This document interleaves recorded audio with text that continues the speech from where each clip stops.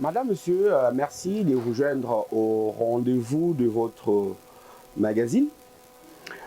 Aujourd'hui, sur les vifs, revient sur la question de la malnutrition, surtout malnutrition infantile. Il y a des chiffres qui interpellent. Près de 3,6 millions d'enfants congolais de moins de 5 ans meurent chaque année des suites de la malnutrition, une situation qui jette une hypothèque sur l'avenir du Congo et devrait interroger l'État face à ses obligations légales quant au devenir des enfants. Pourquoi les pays qui disposent d'autant de terres arables peuvent connaître une telle crise? Comment faire pour y remédier? C'est un peu la trame de cette émission qui va recevoir aujourd'hui deux experts du Pronanut, Madame Nancy Nakasala, merci d'être là, Madame. Merci beaucoup. Et Monsieur Sabouni, merci d'être là. Merci beaucoup. Alors, expliquez-nous d'abord ce que c'est que le Pronanut, Monsieur Sabouni. Le Pronanut, c'est une abréviation. C'est le Programme national de nutrition, un programme spécialisé du ministère de la Santé publique, Hygiène et Prévention, et qui a pour mission d'aider la population à avoir un bon état nutritionnel.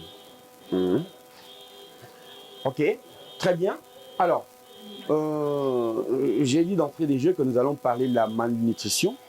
Pouvez-vous nous définir ce concept, vous qui êtes un expert du domaine? Oui, la malnutrition, en des termes simples, c'est quand il y a un déséquilibre entre ce que la personne mange comme nourriture et ses besoins nutritionnels. C'est-à-dire que chaque jour, l'organisme a des besoins qu'il doit couvrir. Alors, si vous prenez moins que ce que vous devrez prendre, vous allez avoir une malnutrition qu'on appelle une malnutrition par carence. Mais il y a l'autre volet aussi, c'est la malnutrition par excès. Vous prenez plus et vous dépensez moins. Et vous avez un excédent pour ce qui est de vos besoins. Vous avez des nutriments en excès. Et on peut aller dans ce qu'on appelle le surpoids, donc un excédent de poids, ou encore même l'obésité qui devient même une maladie.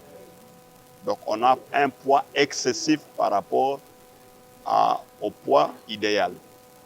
Oui, ce qui nous intéresse ici, je crois que c'est beaucoup plus l'insuffisance, surtout par rapport aux enfants, parce que ici, nous tournons cette émission dans ces beaux cadres offerts par l'UNICEF, qui a à cœur de s'occuper de la bonne santé des enfants, entre autres. Alors, Madame Nancy Nakasala, pouvez-vous nous parler des conséquences de la malnutrition sur l'organisme de manière générale, mais j'aimerais quand même qu'on puisse s'intéresser aussi davantage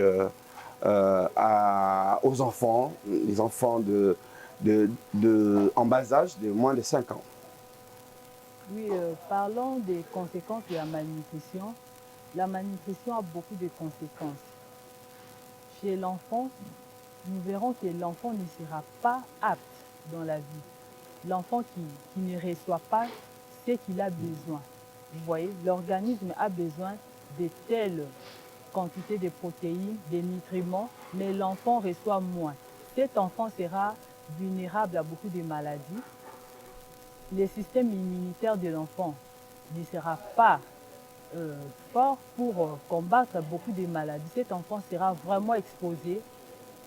Il sera accessible de présenter plusieurs maladies. Il sera fragilisé. Et puis cet enfant peut même aller à la mort parce que la malnutrition, c'est vraiment très dangereux. La malnutrition conduit à la mort. Si l'enfant qui est mal nourri et cet enfant n'est pas pris en charge convenablement, cet enfant peut mourir. La malnutrition, vraiment, nous disons que la malnutrition a vraiment des conséquences. Ça perturbe. Et puis, si vous avez des enfants qui sont mal nourris, ces enfants-là ne seront pas utiles dans la société parce qu'ils seront malades. Ils n'auront pas la force de donner le meilleur d'eux-mêmes. Ces enfants ne vont pas produire pour la nation. Donc, le pays sera même en difficulté d'avoir des gens qui seront capables de continuer les responsabilités du pays. Ces enfants-là seront vraiment une charge pour la nation. Effectivement, oui, sans vous interrompre, on sait que la Convention internationale des droits de l'enfant exhorte les États à veiller à la bonne santé de sa population, mais particulièrement des enfants. Madame, vous pouvez nous donner quelques indications pour l'identification ou les caractéristiques de la malnutrition. À partir de quel moment est-ce que, quand on observe un enfant, on peut se dire, tiens, cet enfant ici est malnutri? Bon, la malnutrition, premièrement, d'abord, nous allons donner les formes de la malnutrition. Nous avons une malnutrition que nous appelons la malnutrition chronique. Et puis, il y a d'autres formes. Il y a la forme aiguë. Donc, dans aiguë, nous avons la malnutrition aiguë sévère et puis aiguë modérée. La malnutrition chronique, c'est cette malnutrition qui commence donc dès la conception. La femme qui est enceinte, si elle ne veille pas sur son alimentation, si elle ne suit pas toutes les recommandations qu'on donne pour qu'une mère enceinte puisse avoir un enfant en bonne santé, et cet enfant-là, si la maman met l'enfant, si l'enfant vient au monde, et cet enfant, s'il n'est pas nourri au sein de 0 à 6 mois, déjà l'enfant a une possibilité de développer cette malnutrition chronique. Donc l'enfant qui n'est pas mis au sein de 0 à 6 mois est vraiment un enfant prédisposé à faire la malnutrition. Et ce même enfant-là, qui n'était pas mis au sein de 0 à 6 mois, et suivant toujours sa croissance, la maman qui ne respecte pas aussi comment nourrir son enfant, parce qu'après 6 mois, il y a les aliments de complément qu'on doit ajouter à l'allaitement maternel qu'on donne. Parce que l'allaitement doit partir de 0 jusqu'à 2 ans ou plus. Et après 6 mois, il y a une alimentation des compléments qu'on donne. Donc, cette alimentation doit contenir tous les éléments nécessaires. C'est ce que nous appelons une alimentation en 4 étoiles. Si l'enfant n'est pas bien nourri pendant tout ce temps-là, et de 0 jusqu'à 2 ans, c'est vraiment une période que nous appelons une fenêtre d'opportunité. C'est pendant cette période que la malnutrition chronique s'installe dans la vie de l'enfant. Vous voyez. Et cette malnutrition, dès qu'elle est installée, elle est irréversible. Donc, il n'y a pas de traitement pour soigner cette forme de malnutrition, donc la malnutrition chronique. C'est pourquoi, dernièrement, nous avons parlé beaucoup plus de l'allaitement maternel. C'était vraiment pour nous une barrière pour empêcher aussi les enfants de tomber dans cette forme de malnutrition. Les enfants qui sont allaités correctement de 0 à 6 mois, ces enfants-là, ils sont vraiment exemptés de faire une malnutrition. Oui, je vous reviens, madame, parce que j'aimerais qu'on parle davantage sur l'allaitement maternel, l'allaitement au sein, comme l'une des armes efficaces contre la malnutrition infantile. J'aimerais revenir là-dessus avec vous, parce que vous êtes une dame. Monsieur Sabouni, j'ai posé tout à l'heure la question de caractéristiques. Là, je voudrais dire même l'aspect physique. Lorsqu'on regarde un enfant, est-ce qu'il y a des indicateurs précis, je ne sais pas, la taille ou quoi, un enfant de 0 à 2 ans ou 0 à 5 ans, qui, quand on regarde spontanément, on se dit, celui-ci est malnutri? Ok, merci pour cette préoccupation. Elle est fondée. Pour dire que l'enfant fait la malnutrition, elle est essentiellement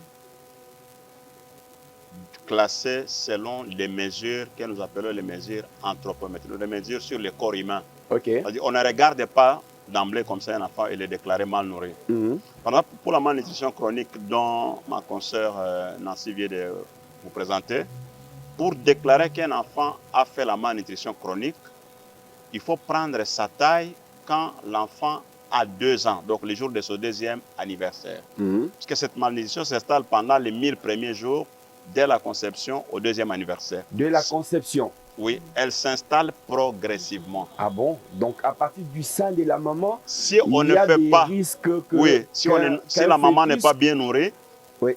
la Mhm. malnutrition chronique va commencer à s'installer petit à petit. Et à 2 ans, Mhm. et là maintenant, c'est la base bien réussie. Et ce jour-là, on prend seulement la taille de l'enfant. Si c'est un garçon, s'il n'a pas atteint 81 cm, c'est que c'est un garçon qui est tombé dans la malnutrition hauteur? chronique de taille. Les tailles. Donc la taille, on doit, De pied à la tête. oui, il doit avoir 81 cm. C'est ça. En dessous de cette taille, c'est que c'est un enfant qui a fait la malnutrition chronique et c'est à jamais, c'est pour la vie. C'est-à-dire quoi? On ne jamais? récupère pas. Ah bon? C'est une forme qu'on ne sait pas récupérer. C'est pour cela que nous devons faire beaucoup attention à cette forme puisqu'elle est très dangereuse, puisqu'elle ne change pas de situation. L'autre malnutrition aiguë, on peut corriger et l'enfant va guérir. Mais la malnutrition chronique, c'est que dès qu'elle est installée, c'est pour la vie.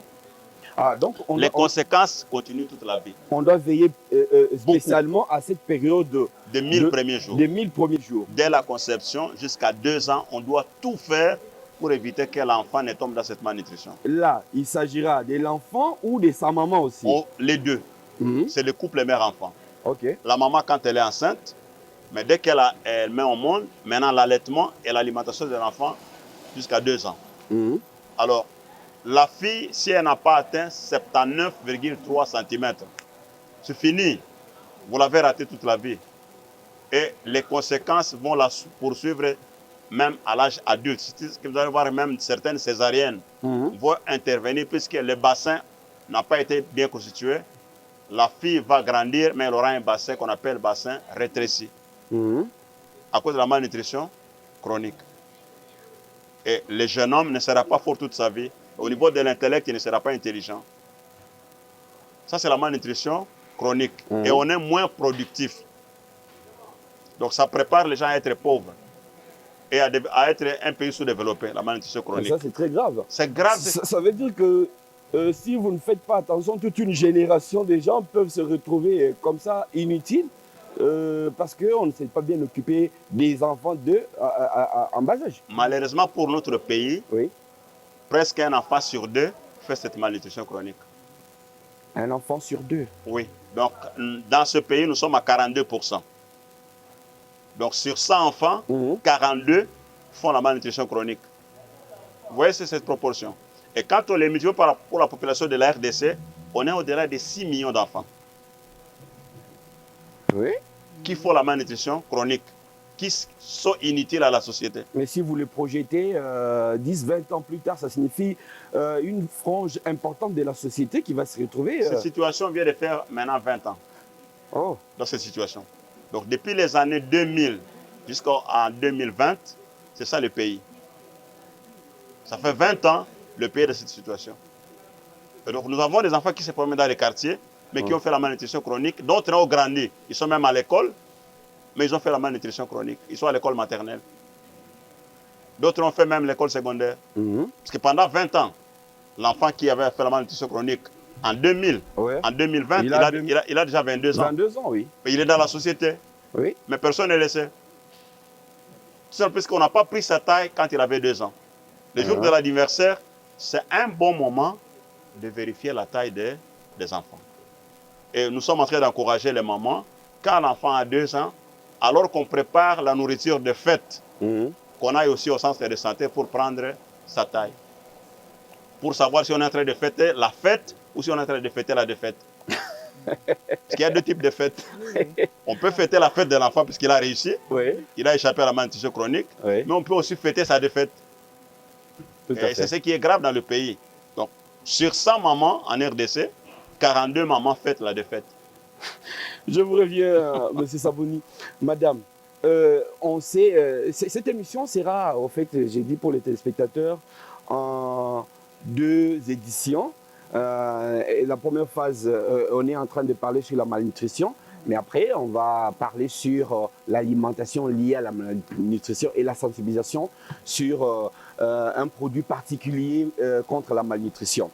Mais en attendant d'en arriver là-bas, vous disiez tout à l'heure que il est essentiel que les enfants soient nourris au sein, les enfants en bas âge, pour les prévenir contre la malnutrition. Pouvez-vous nous expliquer pourquoi? Parce que actuellement aussi, effet des modes jouant, beaucoup de mères préfèrent donner les biberons à leurs enfants plutôt que leur donner les seins, question d'esthétique.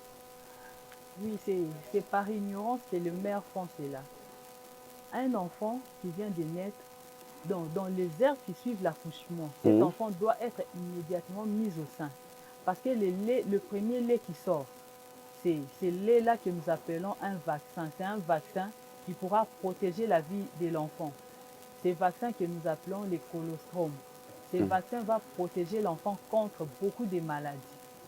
Et l'enfant qui est allaité exclusivement au sein de 0 jusqu'à 6 mois, cet enfant ne sera pas vraiment exposé à des maladies. Quand vous dites exclusivement au sein, ça signifie que l'enfant ne prend que le lait maternel et rien d'autre. Rien d'autre.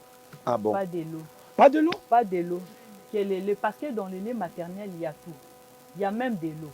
Et le lait maternel même est constitué de 80% de l'eau. Et puis, il y a d'autres protéines et des nutriments nécessaires pour la croissance de l'enfant. Donc, l'enfant n'a pas besoin de prendre autre chose que le lait maternel. Les enfants qui sont nourris, les enfants qui prennent de l'eau avant l'âge de 6 mois, ou bien les enfants qui prennent le lait de pharmacie, c'est que nous appelons les substituts du lait maternel, ces enfants-là ont vraiment 1000 chances d'avoir aussi de développer une malnutrition et puis de tomber malade à tout moment. Parce que si vous donnez les laits de pharmacie, dans les laits de pharmacie, il y a vraiment beaucoup de choses à faire. Il faut prendre beaucoup de précautions dans la personne qui fait ces laits-là. Et puis les laits-là, l'estomac de l'enfant, à cet âge, ne peut digérer que les laits maternels. Si vous donnez autre chose que les laits de pharmacie, c'est vraiment un peu difficile pour un enfant de bien digérer cela.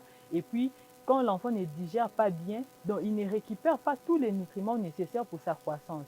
Il peut y avoir aussi une malnutrition qui peut aussi commencer à s'installer à ce moment-là. Mais dites-nous, madame, c'est vrai, vous recommandez, ou il est recommandé de nourrir un nourrisson exclusivement au lait maternel jusqu'à 6 mois après sa naissance. Mais vous n'êtes pas sans savoir que la malnutrition peut aussi se transmettre de la mère à l'enfant à partir du moment où la mère n'est pas bien nourrie. Et là, ça devient très compliqué. Non, non, ça ne peut pas se transmettre. Le problème est que la mère qui est enceinte, si elle ne mange pas bien, nous avons dit que la malnutrition chronique, ce n'est pas héréditaire. Mais oui, ça elle n'est pas héréditaire, mais oui, si oui. la maman n'est pas en bonne santé, il ne faut pas attendre que les bébés le soient. Bon, si la mère n'est pas en bonne santé, si elle donne naissance à son enfant, si elle donne exclusivement les laits maternels, et puis qu'elle renforce son alimentation, en ces moments-là, elle peut éviter. La malnutrition chronique n'est pas héréditaire, mais ça s'installe progressivement. Vous voyez, au sein maternel, oui, l'enfant ne peut pas recevoir ce qu'il faut. Et cet enfant naîtra de petite taille. L'enfant n'aura pas une bonne taille. L'enfant sera un peu petit. Mais si la maman ou bien les gens qui accompagnent la mère, et si ces gens-là, ils sont aptes, ils peuvent aider la maman à vraiment recourir à des bonnes alimentations, parce que la femme qui accouche, dans les hôpitaux, il y a les sages-femmes, il y a des nutritionnistes qui donnent des conseils. S'ils ont remarqué, peut-être la maman ne mangeait pas bien suite à des maladies pendant la grossesse, mais dès qu'elle aura son enfant, il y aura des conseils. Il y aura une alimentation adaptée pour une femme enceinte. Cette alimentation permettra à la maman de récupérer sa santé, de bien allaiter son enfant et cet enfant ne sera pas exposé. L'enfant sera exposé si la maman, elle est négligente, elle ne respecte pas l'alimentation adéquate, l'alimentation à 4 étoiles, et si la maman n'allaite pas convenablement, c'est en ces moments-là que l'enfant peut être exposé à faire une malnutrition. Ok. Monsieur Sabouni, vous nous avez défini la malnutrition, surtout comprise comme insuffisance. Pouvez-vous nous expliquer ses causes? Oui. Avant d'aller aux causes, j'aimerais revenir sur les formes de la malnutrition. Je vous en prie. On a parlé d'abord de la malnutrition chronique, mais il y a la malnutrition aiguë, Aiguë, qui est due au fait que l'enfant il ne prend pas suffisamment d'éléments nutritifs à partir de son alimentation par rapport à ses besoins. C'est-à-dire, peut-être à un moment donné, l'enfant qui mangeait correctement, mais à un moment donné, il se retrouve dans une situation où il ne sait plus trouver ce qu'il devait prendre. Il va chuter dans une malnutrition qu'on appelle la malnutrition aiguë. Oui, mais la malnutrition aiguë, sans vous interrompre, elle est aussi nuancée en sévère et modérée. Oui. Alors, cette malnutrition aiguë, et il y a des signes qui vont montrer que l'enfant est tombé dans la malnutrition aiguë. On va prendre, par exemple, son périmètre brachial. Au niveau du bras, à la mi-hauteur de son bras, on va prendre le périmètre brachial. Si ce périmètre, pour un enfant qui est entre 6 et 59 mois, c'est inférieur à 125 mm, mais si c'est au-dessus de 115 mm, il est dans la malnutrition qu'on appelle la malnutrition aiguë modérée. Mais si ce périmètre est en dessous de 115 mm, c'est la malnutrition aiguë sévère. Donc l'enfant est devenu trop maigre. Il a perdu ses muscles. Il n'en a plus assez puisqu'il n'a pas mangé suffisamment. Oui, oui. Et le corps s'est alimenté, l'organisme s'est alimenté sur les muscles et les réserves. Il sait manger. Oui, le corps sait manger. Il sait manger. C'est ce qu'on appelle le cannibalisme dans la malnutrition. Donc, on se mange. Oui. Mais aussi, il y a d'autres éléments, d'autres signes qu'on peut voir. Les édèmes nutritionnels, donc vous allez voir qu'au niveau des pieds, au niveau des jambes, même au niveau du visage, l'enfant peut présenter des édèmes qu'on appelle les édèmes nutritionnels. Ça sont des signes qui montrent que la malnutrition est devenue aiguë et elle est même sévère. Mais aussi quand on prend la taille de l'enfant par rapport à son poids, si la taille de l'enfant ne correspond pas à sa taille, s'il a un petit poids par rapport à la taille, ça aussi, ça va montrer que l'enfant fait la malnutrition aiguë sévère. Alors, les causes de cette malnutrition, c'est le fait que les besoins en nutriments, donc il a mangé, mais ce qu'il a mangé, les nutriments qui sont à l'intérieur ne suffisent pas. Il n'en a pas pris en quantité suffisante, mais aussi la qualité. Vous savez, des fois, on peut manger. Tu prends le foufou, avec les feuilles vertes de manioc. Tu vas manger. Sur le plan quantitatif, l'estomac est plein. Mais sur le plan qualitatif, tu n'as pas pris tous les éléments nutritifs. Il y a certains enfants qui prennent la quantité, mais qui ne prennent pas la qualité. Mais aussi d'autres enfants qui ne prennent pas et la qualité et la quantité. Quantité est suffisante, qualité est suffisante, alors il va tomber dans la malnutrition aiguë, qui peut devenir même sévère si il se passe beaucoup de temps sans qu'on puisse corriger. Voilà, merci beaucoup Madame Nancy, merci beaucoup Monsieur Sabouni pour cette première phase de l'émission. Nous avons beaucoup plus parlé sur la malnutrition et ses causes. Et nous nous retrouvons dans une édition prochaine sur comment remédier à tout cela. Merci et à très bientôt.